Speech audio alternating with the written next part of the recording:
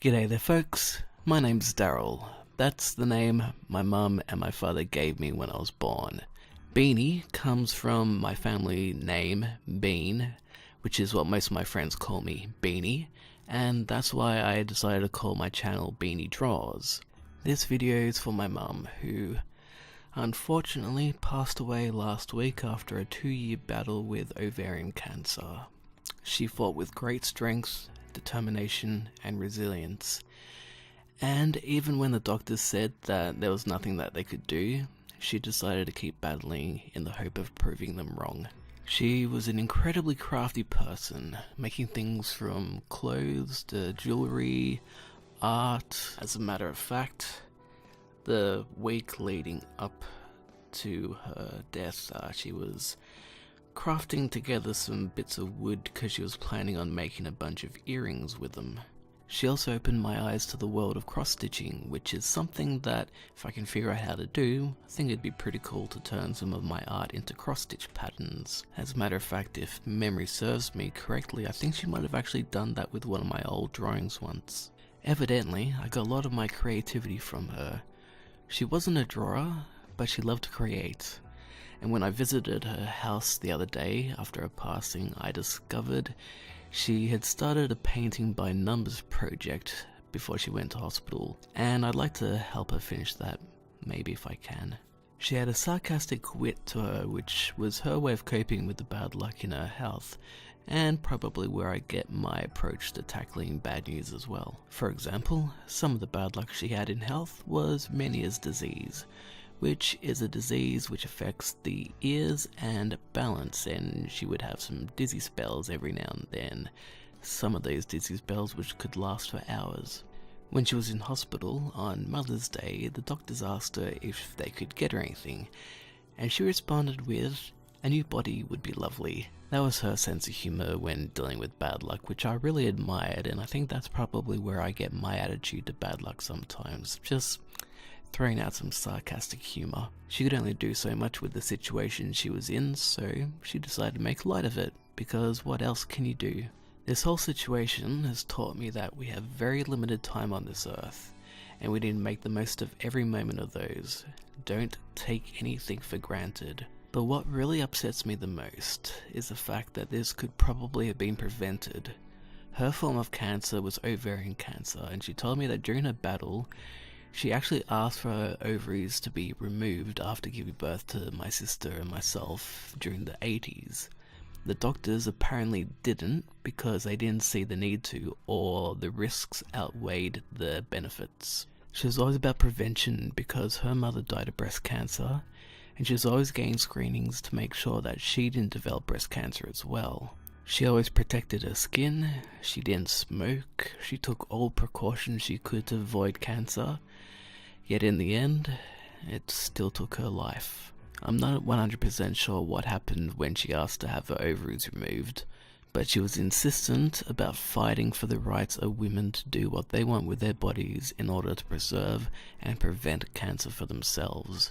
I remember there was a lot of fuss over Angelina Jolie getting a double mastectomy to remove her risk of breast cancer, and the judgment of her choosing to remove her ovaries as well, as if that made her somewhat less of a woman.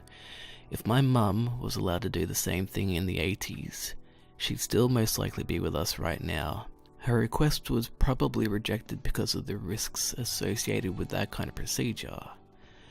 Not that that really made much of a difference, really. Either way, she told me she wasn't done fighting for women's rights, and I'm going to do what I can to ensure that fight continues. I have no idea how I'm going to go about it, but I want to help bring awareness, because it's not just about finding a cure, it's about finding the symptoms, and it's about fighting for the rights of prevention. The only reason she found out that she had ovarian cancer was because she went to the doctors for bloated stomach, a side effect of ovarian cancer which is also apparently the only visible symptom. So if you ever experience bloating and you have a history of cancer in your family, for the love of God, don't ignore it.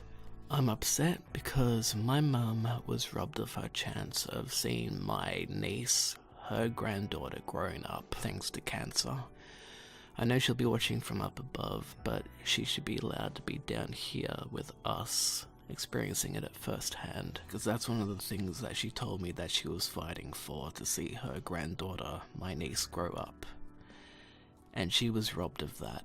What does give me comfort is the fact that she is now with her mother and father and brother up in heaven.